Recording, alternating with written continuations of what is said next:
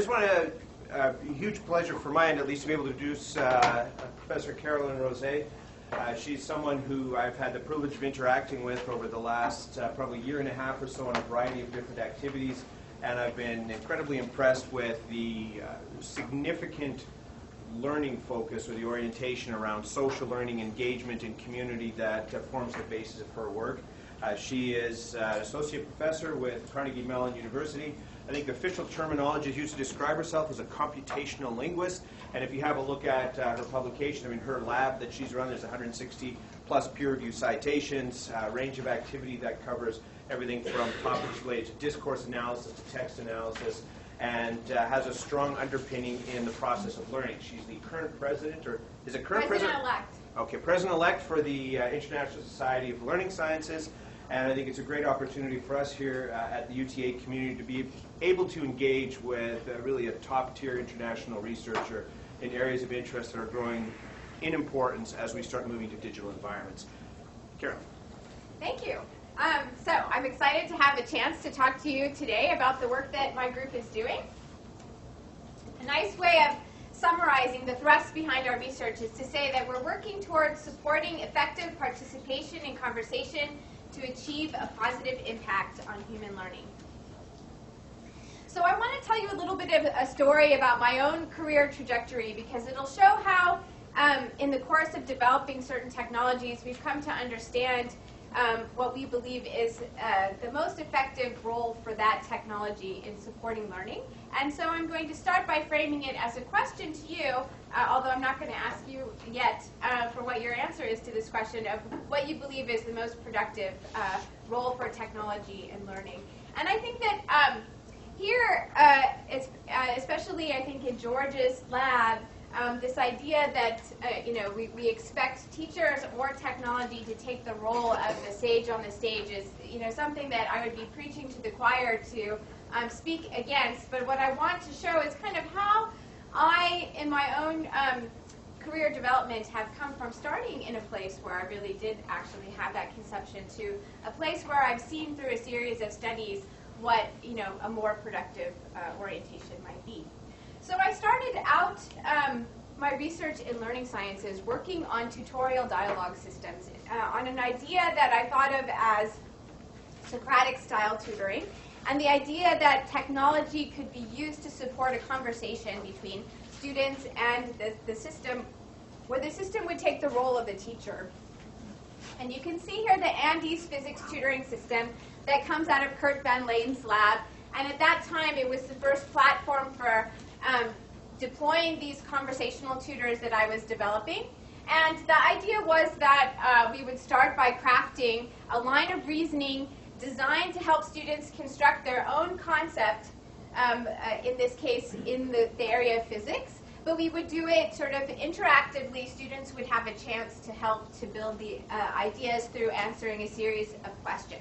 And in our initial study, we got very encouraging results that showed that when we linked these interactive, directed lines of reasoning in place of hints that were aimed at the same concept, students learned significantly more. And overall, in the students' interaction with the system, it didn't actually add significantly more time to their learning. So we thought that that was a really encouraging first result. But through a series of follow-up studies, we came to a much more discouraging view of how that technology was functioning and doing in that context. And so what we saw was that although human tutors were very effective at getting students to stop and reflect, we didn't see students having that same kind of reflective interaction with these tutors. They treated the questions almost like homework assignments. They just wanted to get through it as quickly as possible. They, didn't really engage in the same kind of, elaboration, or they didn't seem to have a reason to go into much detail. Sometimes we got the criticism that the reason was because the strategies that the systems were taking weren't as sophisticated as the kinds of dialogue strategies that a real human would have taken, and that it was really just a reflection of technology that wasn't advanced enough. But we actually came to really question that view for a couple of reasons. One was that in a series of of studies where we had as one of our control conditions effective human tutors. We even found that sometimes these human tutors weren't as effective as we thought they were going to be, sometimes not even more effective as a completely non-interactive version of those lines of reasoning. But we also found in a study where we compared how students responded to our interactive computer agents when we told them that it was actually a human versus when we told them it was actually a system, we started to see that there was just something about the students' expectations for how you interact with technology or a computer agent that seemed to get in the way of them having the kind of experience we wanted them to have in that kind of a setting. And so we started to just be really discouraged with this series of results and wonder what might the next step be. And that's when I started to experiment with the idea of bringing these interactive tutoring agents into a collaborative context where students would have the opportunity to interact with each other. Now, there's still the issue of, well, what about these human tutors that weren't more effective than a non-interactive control? Doesn't that kind of show that just introducing another human might actually not fix the problem? But what we started to see was evidence that actually students were gaining something different from their interaction with each other than they were gaining from having a tutoring role in that conversation. And so then we started to investigate how we might be able to intertwine the positive effects that you might get from having a partner student to interact with and having a kind of tutor influence in the interaction as well. And so we started to develop a series of systems like the one that you see here for supporting small group learning.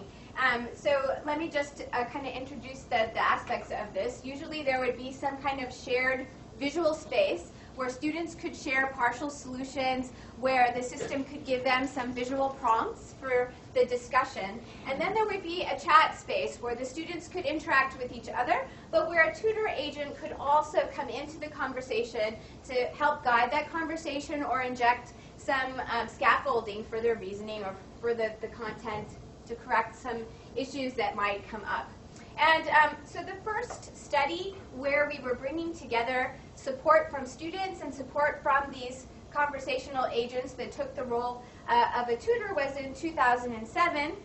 We had a really naive way at that time of bringing these two together, but even that very naive, not very smooth integration led to a very positive result where in a particular study where we had a 2x2 experimental design where students either worked alone or with a partner student and either with the support of that computer agent or not. We found that in comparing the two endpoints, the student working alone without any support and the student working with the partner and the agent, there was a significant improvement in learning with an effect size of 1.24 standard deviations. And if the student had either a partner student or the tutoring agent as support, they would be at about 1 standard deviation from the control condition. So we see here that in bringing together these two kinds of support, we have evidence that they're not redundant with one another, that there must be something different because there is not a one-for-one additive effect, but certainly more effect to have both than just to have one individually. So we started from that point, trying to develop this idea further, to try to make more effective this integration between the support that you could get from a tutoring agent and the support that you could get from a partner student.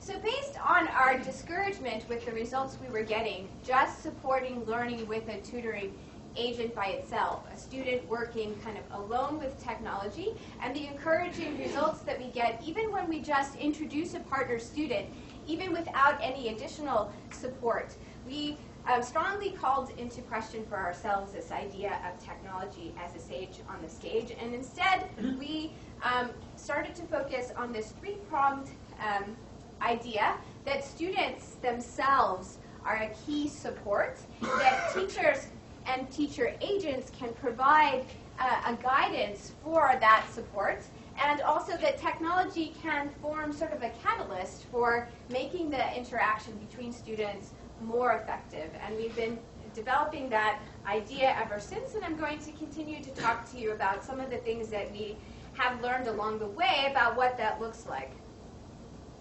Now I'm going to start to illustrate the idea behind our approach with an African folktale, and you'll see later why this particular African folktale is strategic in our story.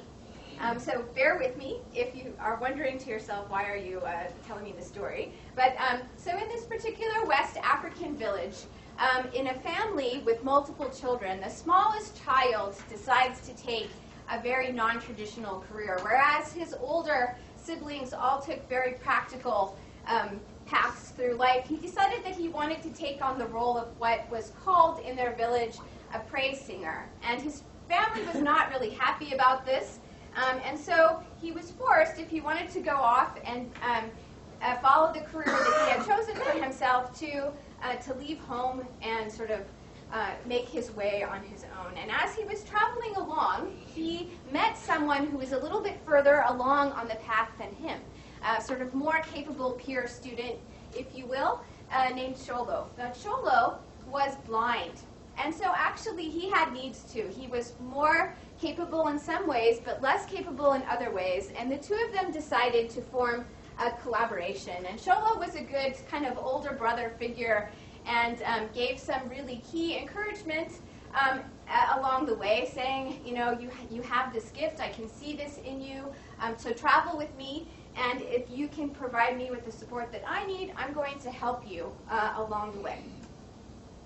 And we see in this story some elements that are really important in collaboration that have become part of the approach that my group has been following. And we see how it is, how students can be a support for one another, how they can have something that they can contribute and also get their needs met at the same time, and that they can use each other as resources for knowledge, for scaffolding of their reasoning, and also of their problem solving. But it's also important to note that even in this role of a praise singer, the way that it worked in this West African culture, that the songs that they would go from village to village singing as a way of passing on their history were passed down from one praise singer to the next. And so there was really this idea of collaboration and mentoring each other that was really even built into the model for that kind of a career. That we can kind of learn something about these seeds of mentorship that can be built into our concept of how learning in groups is carried out. And so an important principle is how we might be able to seed in students the idea of how collaboration should work so that they themselves can move from being scaffolded by our support to actually providing that scaffolding for each other as they grow in their collaborative skill, and how more capable students can mentor those less capable students behind them. So how do we actually make this happen? Well, in recent years, I've had an active collaboration with Lauren Resnick at the University of Pittsburgh, and in her long-term research, she's developed a classroom facilitation technique referred to as accountable talk. And whereas that hasn't always been the foundation for the design of our intelligent agent support for collaboration, in recent years it has provided a lot of inspiration for the designs that we have tried out. And let me just kind of tell you a little bit about the design process, the research cycle that we've been engaging in our collaboration with Lauren over the past several years. So we start out with real classroom contexts where we can observe teachers teaching and where we're working hand in hand with teachers trying to pass on to them these ideas of accountable talk, but also learning from them what are the struggles that they're actually encountering in their classroom context. An important role that my group has played in that is to take transcripts from that data that we collect and to analyze it, and that has formed the foundation for a lot of the research that we have been engaging in terms of operationalizing what are those patterns of conversation that are important for learning that we want to bring out when we design our support. And from the findings that we've had, then we use that to design these collaborative experiences that we then test with groups of students back in that classroom context. But a really important aspect, and what feeds into the message of the talk today, even in a bigger way than the success that we've had at supporting learning during collaboration, is the idea that those students then become agents of change in the whole class environment, supporting actually those teachers in taking up more of the professional development that we have been trying to impart to them.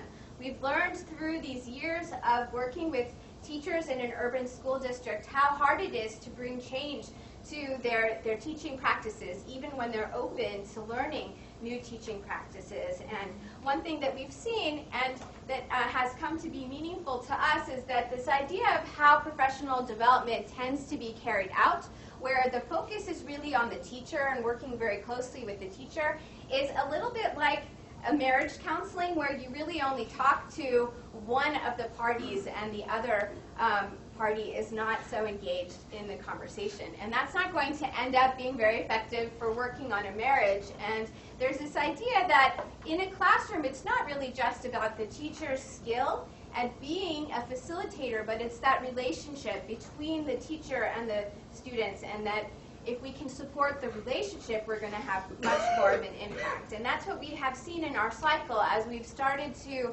develop these activities, we can work with the students and help the students to play their role in supporting change in the classroom context. So we want it to be more like this active marriage counseling session where you see both parties of the couple actively involved. And I thought that this cartoon fit nicely the idea of especially the kind of MOOCs that we are working on here in collaboration with you all. Okay, so over the years that we have been developing these conversational agents to support collaboration, we've done a series of studies, each time building on the positive results that we had from the previous year, making our control condition harder and harder to beat.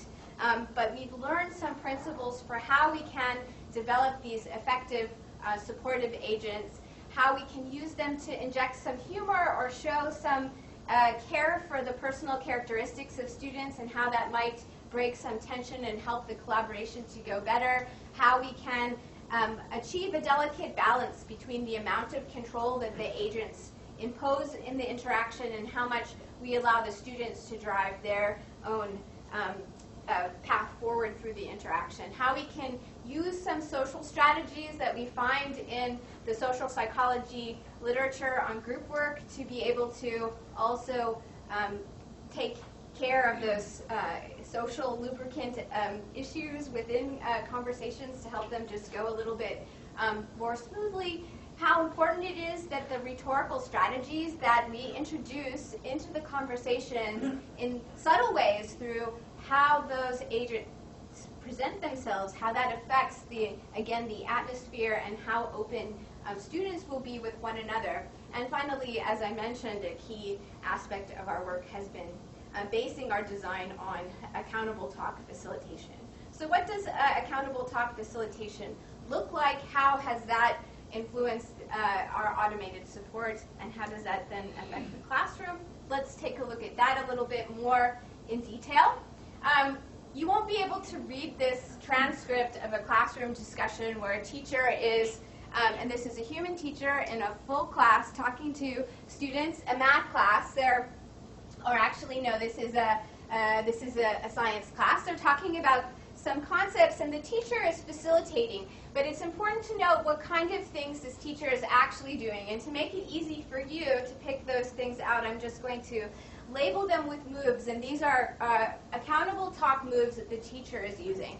And the important thing to see here is that the teacher is very actively engaged in the conversation, but not in terms of being able to push an idea, but in terms of helping the students to listen to each other and to build on each other's reasoning. So the teacher might push a student to add on to what another student has said, or to express agreement or disagreement. So what do you think about what George just said? Do you agree with him? Do you disagree? Why? Or explain why you think that George thinks differently than you do.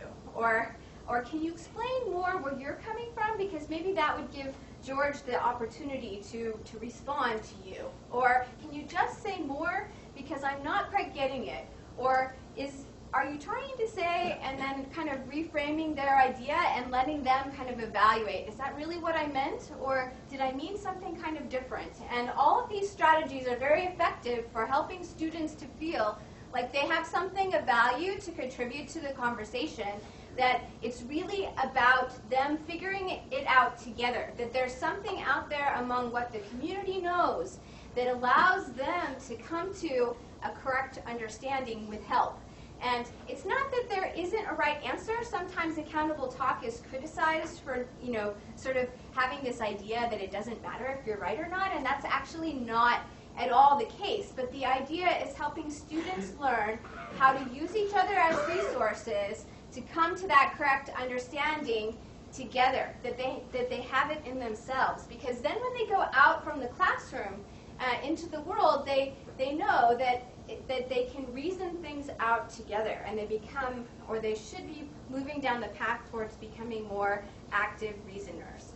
So what does accountable talk accomplish as part of this big picture vision for the role that we want students to play in this whole ecology of learning? Well, it teaches students to use each other as support and scaffolding for their own reasoning, and it also trains them to act as mentors to pass this accountable talk on. We see how students start out by watching what the teacher is doing, how the teacher is guiding the conversation, and eventually the students start to jump in, not only to get more actively engaged in reasoning and listening to each other, responding to that facilitation, but actually doing the facilitation with each other, and that's part of how the culture that this represents gets passed on. So I'm going to show you some examples with kids, and I realize that here there's really a big focus on college level education, and so then you might think, what do I care about children's classrooms? But I think it's important to see that it's so simple that this idea can work, that even children can do it. And you'll see also later when I get into more of a MOOC context how encouraging these examples can be and inspiring. So here's an example of a classroom of very small kids, and they're actually discussing this story, this West African tale, The Praise Singer, that I introduced earlier. And now you're going to see, first in a clip, the limited role that the teacher is actually playing among these students and how that the conversation is taking on this character from accountable talk, just as an illustration of how it is working. So let me just move this to a place where...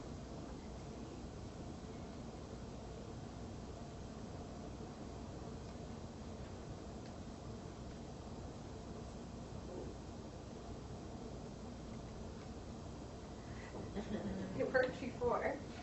Let's hope it works.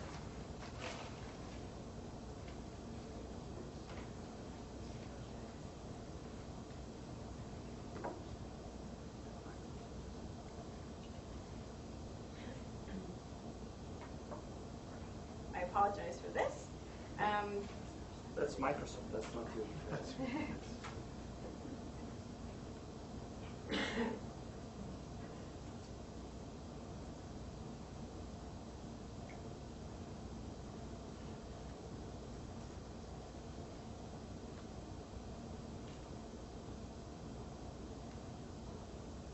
He looks forward, and then you see here, he looks so different. Why? Well, it's because he was at the festival singing, and the chief, the king, made him his personal praise singer, and so he was important to the king now.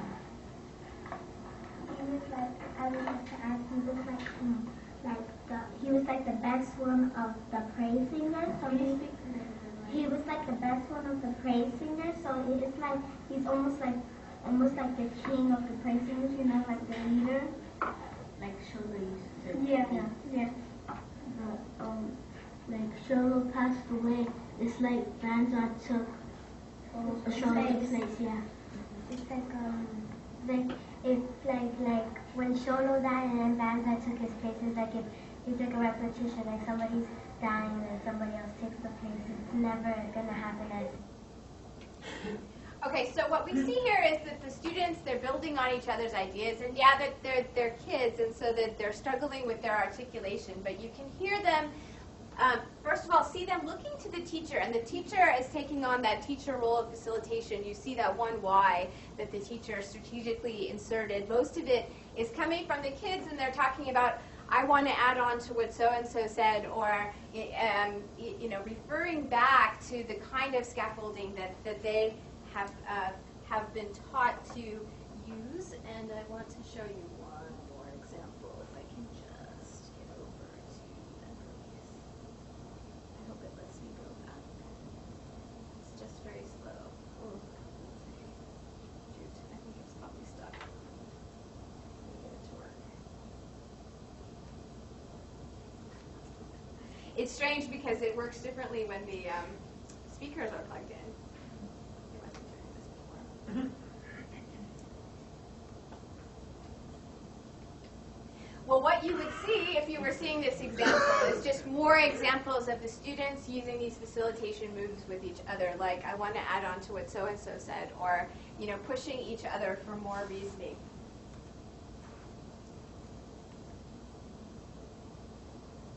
And so what we see here, and this was very typical, that the students first are subject to the teacher's facilitation. But eventually they start to take on this role for themselves. They start to use these facilitation moves and to adopt this as their culture and to expect that this is the way that the classrooms work. And in just a little while, you'll also see how in introducing these kinds of facilitation moves with students in their collaborative groups, they can come in and support how the interaction in the classroom is going. But first I want to just mention that apart from the research that Lauren and I have been doing for the past several years, there has also been research in other places, some of which was also part of Lauren's sort of broader collaboration network, but some other places, even in other countries, that we have found where people have taken ideas like accountable talk and have done large-scale studies where they've looked at these interventions, where they've introduced these facilitation techniques in classrooms and then looked at overall achievement in comparison to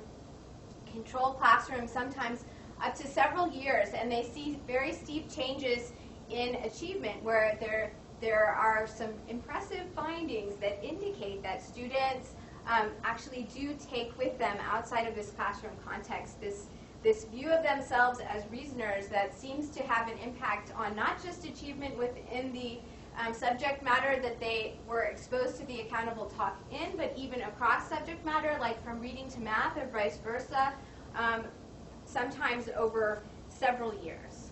And there's actually a book coming out that summarizes a lot of these studies, and I can pass a reference on to that a little bit later. But our particular research together has been in Pittsburgh Public Schools, an urban school district, a troubled school district, that for years was failing to meet adequate yearly progress.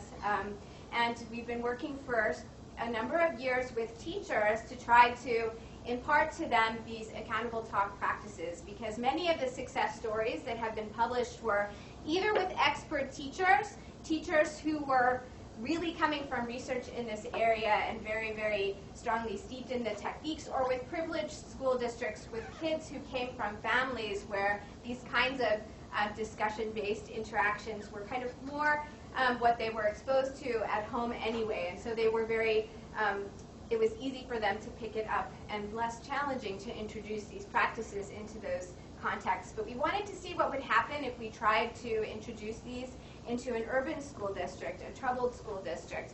And largely what we found was that even when we worked very intensively with some teachers who were very keen to bring change to their classroom, and maybe we sat in on their lectures several times a month and had meetings with them and coached them and helped them prepare, that progress was really, really very slow, that they changed very little over time. We were recording their classroom discussions and looking to see if we would see more uptake of these accountable talk practices over time. And we did see a very gentle increasing slope over time, but very small.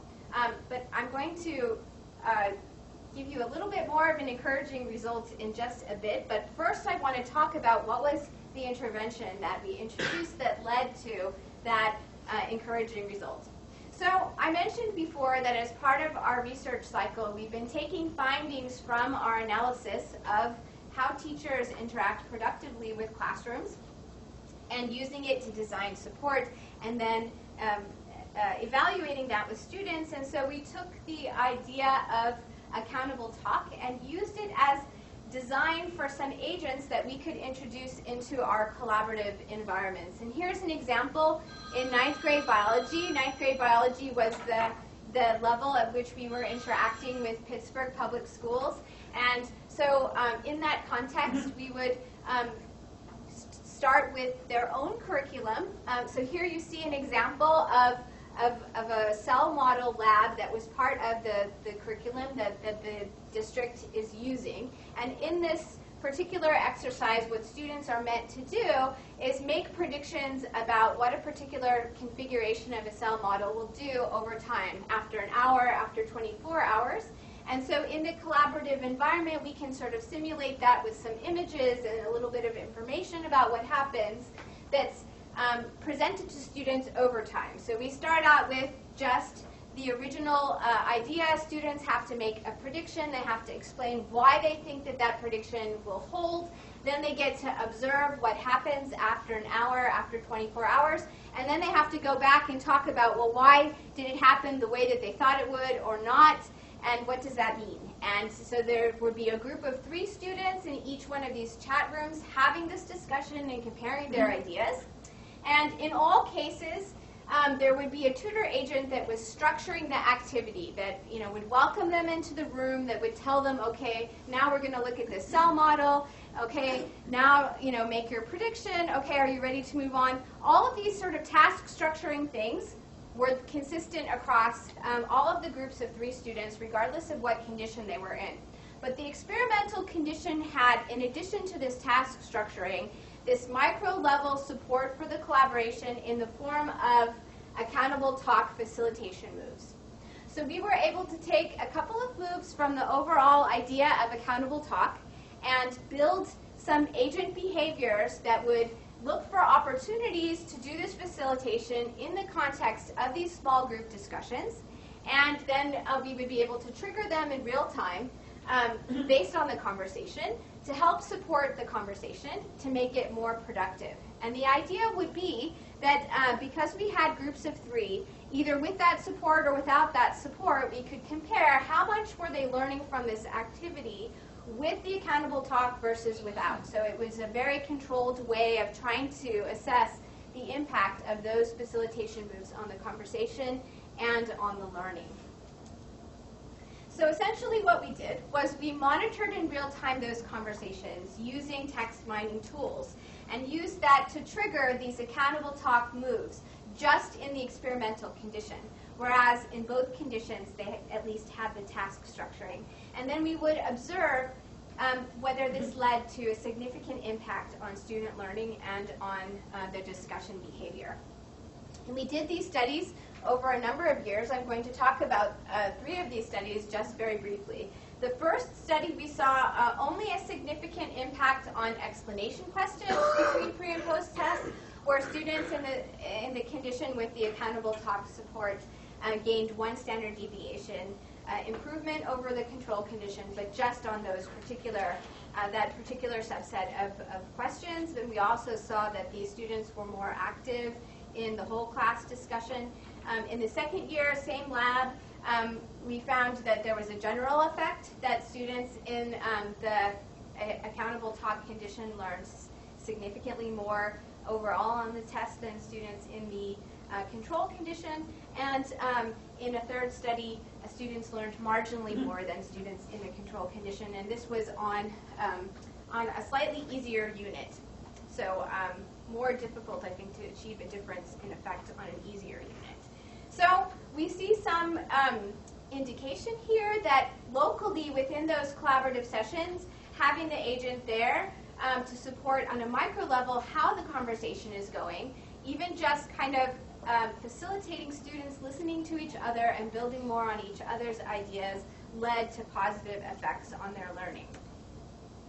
But the more exciting effect came back into the whole class. So the students were in their little groups of 3 working in a computer lab when they were doing the collaborative exercise. But in the next class period, they came back to the whole class, and the teacher led a discussion with the whole class to get them to talk about the same concepts. And this was a paradigm that we used across studies in the midst of our several years of actually periodically doing recordings of classroom discussions to see how the teacher's behavior with the class was responding to the professional development.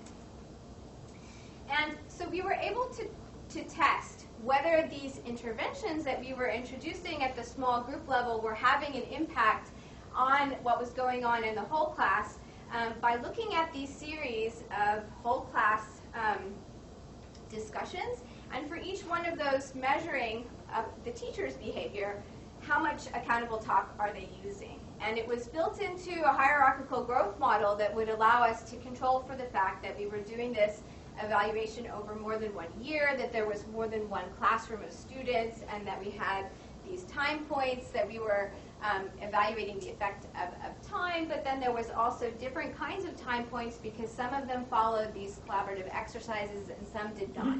And by building all of that structure into our growth model, we're able then to separate out these multiple effects, the effect of what year was it, and therefore which strategy for the professional development were we using, what class of students, and therefore, if there are differences, then, that's going to affect the bottom line, or, and what was the effect of time.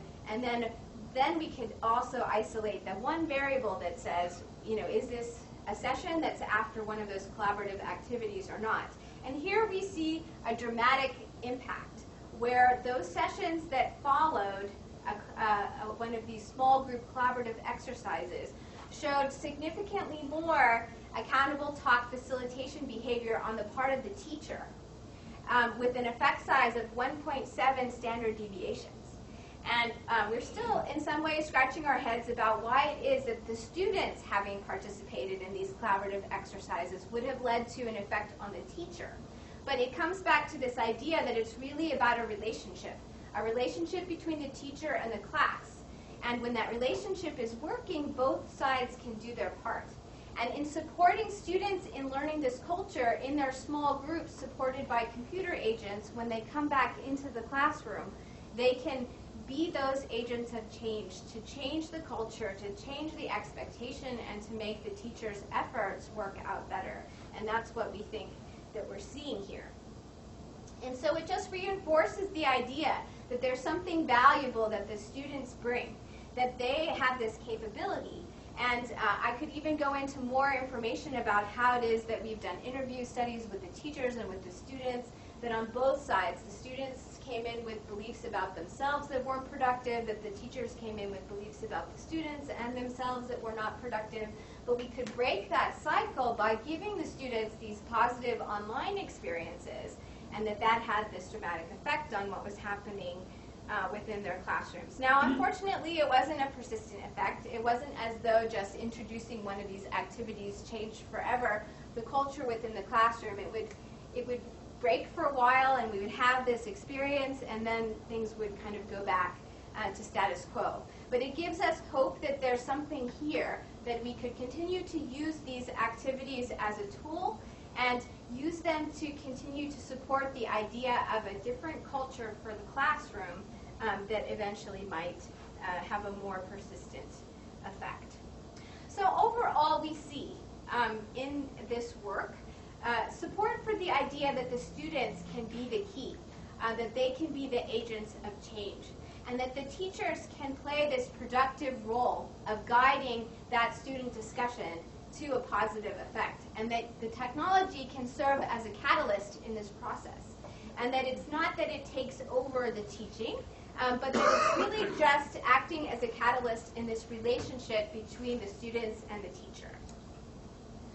So I want to just end my talk with a final segment where I'm going to talk about how we're taking these ideas that came from our work in 9th grade biology and with a history of other areas that we have used to develop these conversational agents and the idea, the role that they can play in collaboration, and to think of what that might mean in the MOOC space where we're thinking about adult learners. And I want to use as an example a Coursera MOOC that was meant to teach teachers how to use accountable talk facilitation. This was a MOOC that was offered last fall. Over 60,000 students signed up. Interestingly, only 18% of them self-identified as K-12 instructors, even though that was the audience that the MOOC was designed for. But from that, we were able to observe these students largely in the discussion forums, but also in pre-course and post-course surveys and their assignments and all. And one of the things that we did was to kind of map out the space of topics that they discussed. And of course, this is a really messy graph that shows the topics over time. But the one thing that I think is important to point out is that they looked at this video that you guys saw a little bit of the students talking about this West African folktale. And it turned out to be one of the most influential topics that came up throughout the course. You see the first spike early on when it was assigned, but the students in the course found it so powerful and so inspirational, and it's so good of an image of what they were trying to shoot for if they were going to try to put these ideas in practice, that it remains a frequent topic and then comes back at the end of the semester as well. Well, it was an 8-week semester. And you can see that of the most popular threads, many of those popular threads that came up in the course were about that Singing Man video. And so I just want to talk about some of the things that the teachers or other students in this Accountable Talk MOOC mentioned that were their takeaways from having watched this video, what it meant for them in the practices that they were wanting to put in place. And it turns out to be very synergistic with this vision that I've been sort of painting through our series of results in the research that my group has doing.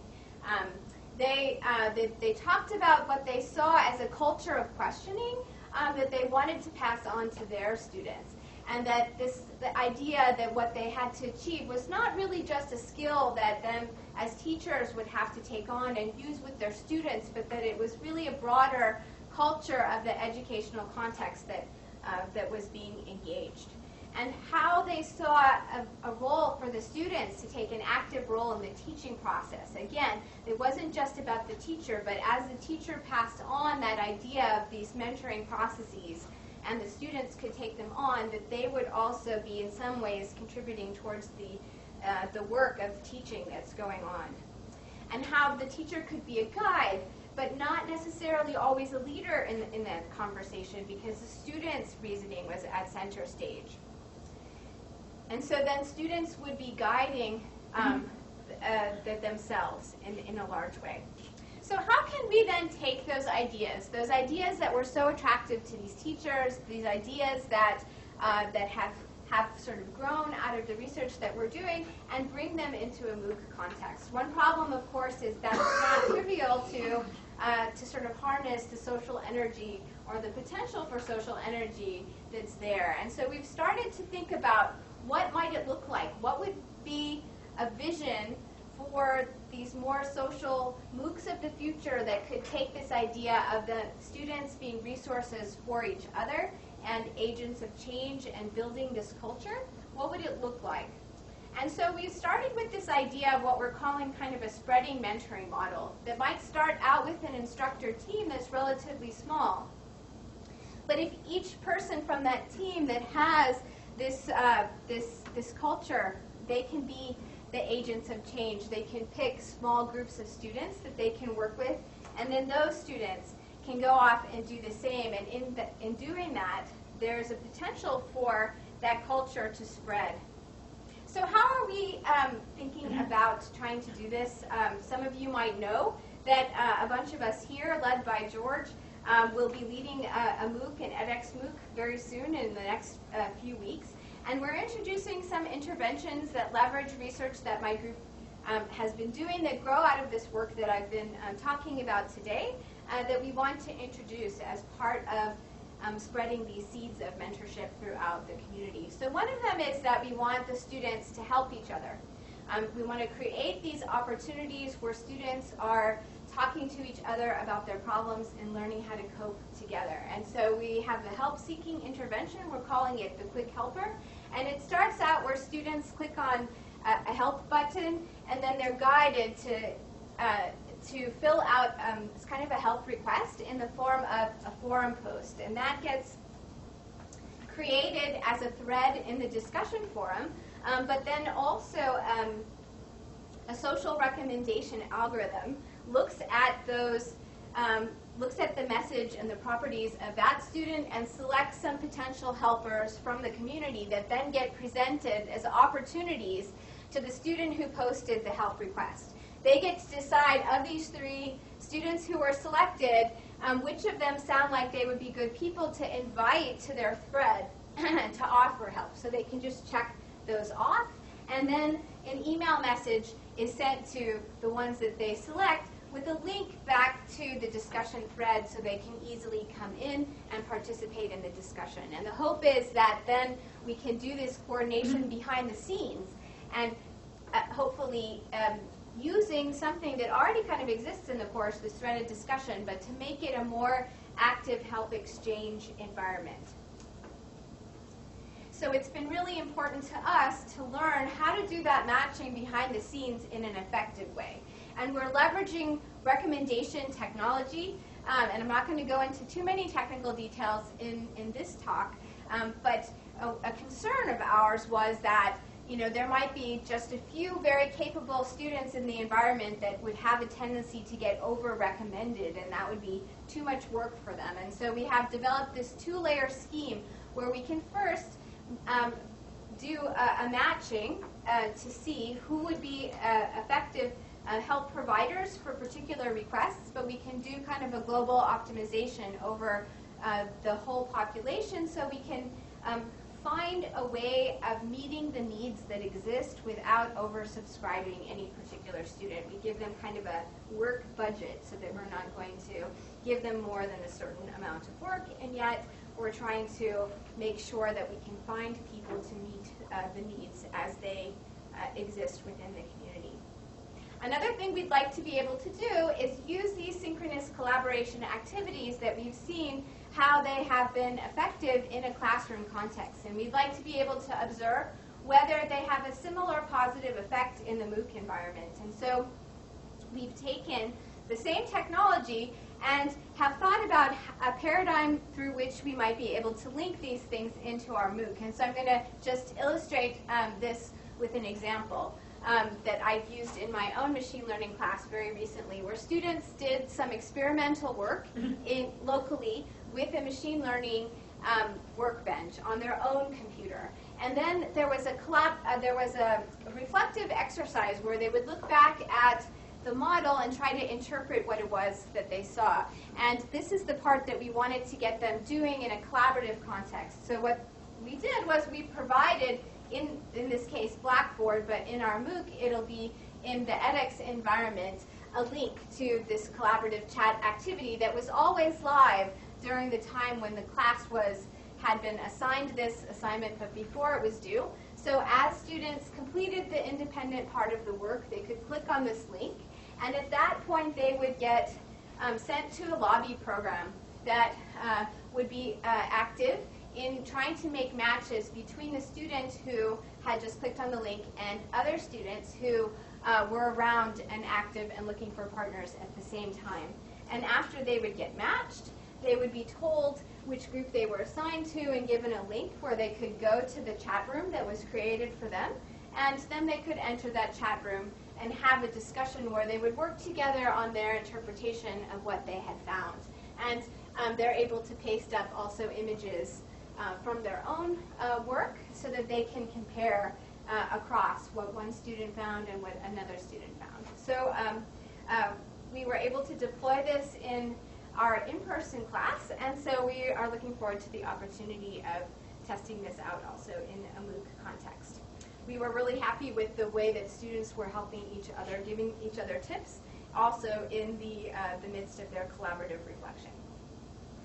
So bringing this to a close, the running theme throughout this talk has really been about how can we use technology to support students in being resources for one another. So instead of trying to sell, as I did earlier in my career, the technology as a teacher, as the one who is taking a central role in imparting knowledge, it's more about how can we use technology to play a supporting role, more as a catalyst. And we see several important language technologies like text mining tools or automated discourse analysis or conversational agents that we can bring together to develop these interventions that support students in playing this role with each other. And we've seen in our studies so far in a classroom context positive effect both locally on students while they're being supported by the technology in a learning context, but also when they come back to the whole class context. And we still have a lot of open issues that we want to address to make that better and more effective, and we expect that as we begin to experiment with these technologies in a MOOC context, new issues will come up that we'll also have to address going forward. I want to thank a large number of collaborators who've been part of this work, both in my own lab and also in Lauren Resnick's lab at the University of Pittsburgh, all part of the Pittsburgh Science and Learning Center. And with that, I will conclude and take any questions that you might have.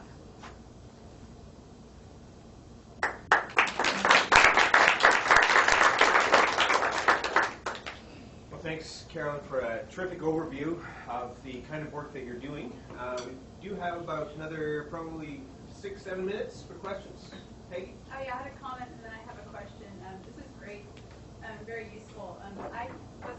In my past life, I was a former school teacher in Austin ISD where Accountable Talk has been used Oh, really? Oh, about great. 15 years. And I was going to say, here's what makes teachers use it. You make it mandatory, and they use the term you taught there too, non-negotiable. And it sounds harsh, but and I kind of resisted it at first when I went there because I don't like to be told what to do.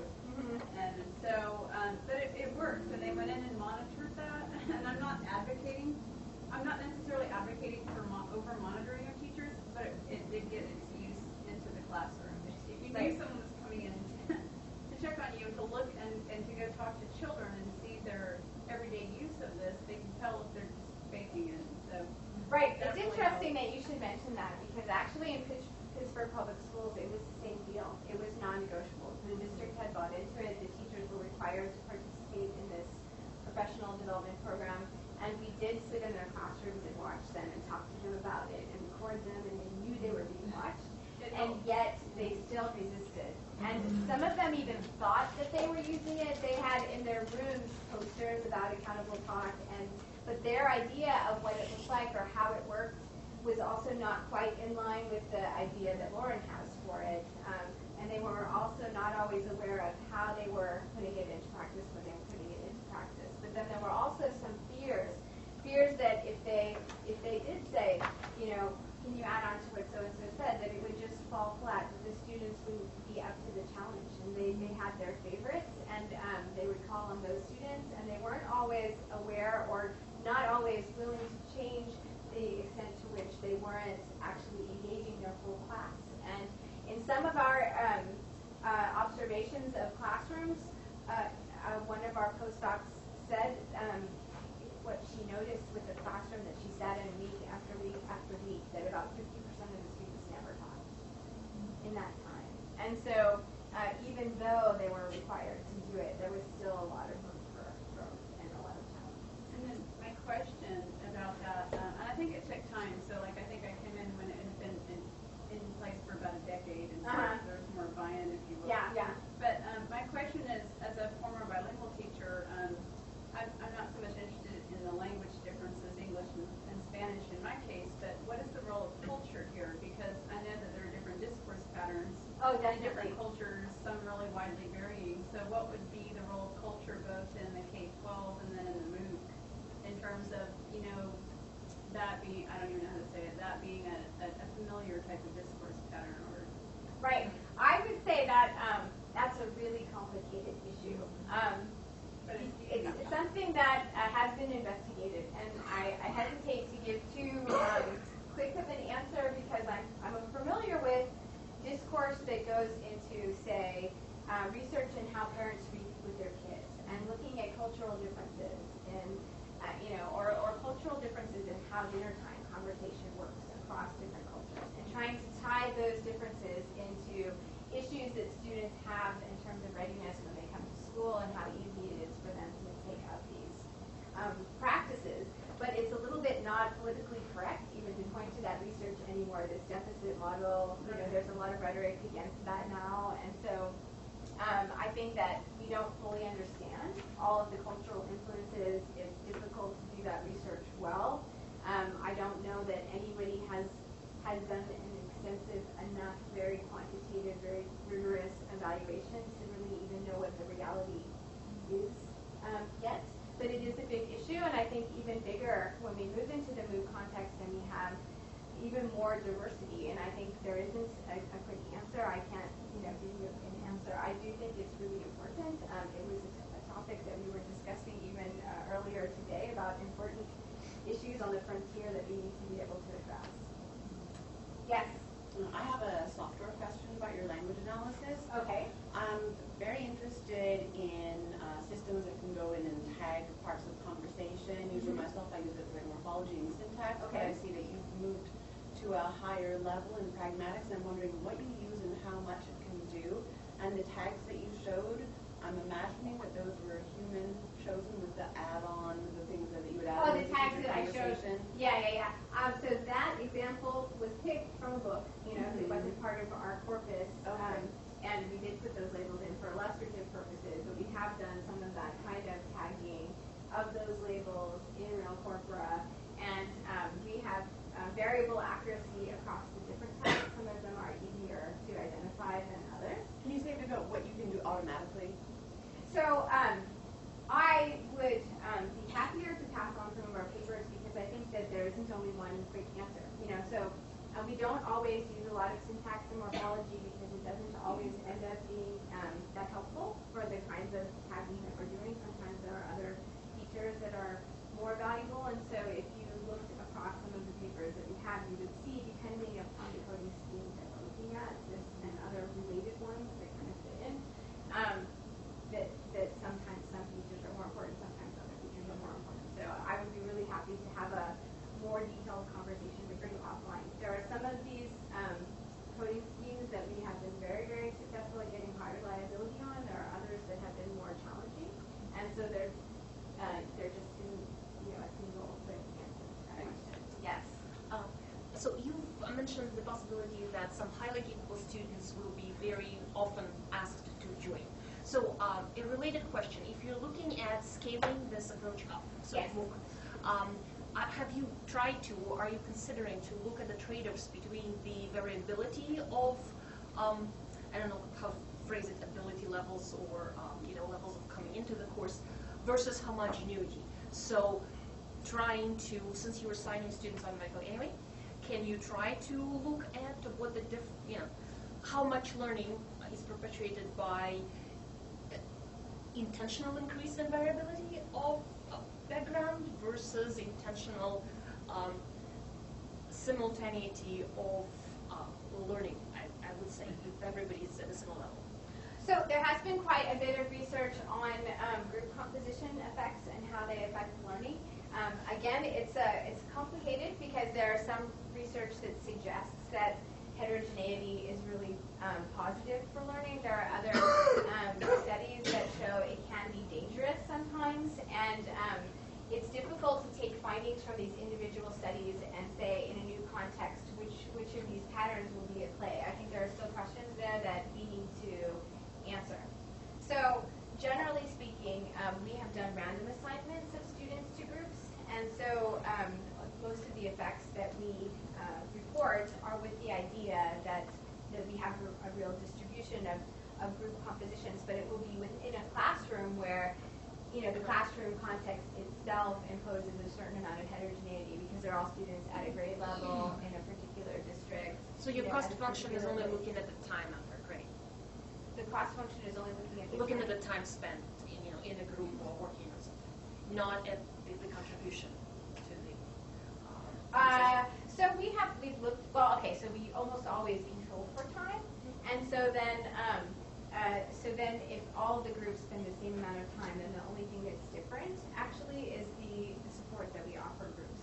So we have done also correlational analyses where we've looked at things like how the student behaves and how that relates to their learning, and you can see effects along those lines, but it's never quite clear in those analyses how much of it is that students who are more effective learners behave this way and they also learn more versus behaving that way leads to more learning. Oh, I And see. So, Yes, it's right. cause and So effect. Yes. when we do our evaluations of what leads to learning, it's from these experimental manipulations where what we're changing is the behavior of the system, and then we're looking at how students behave and how they learn in that context. Other questions?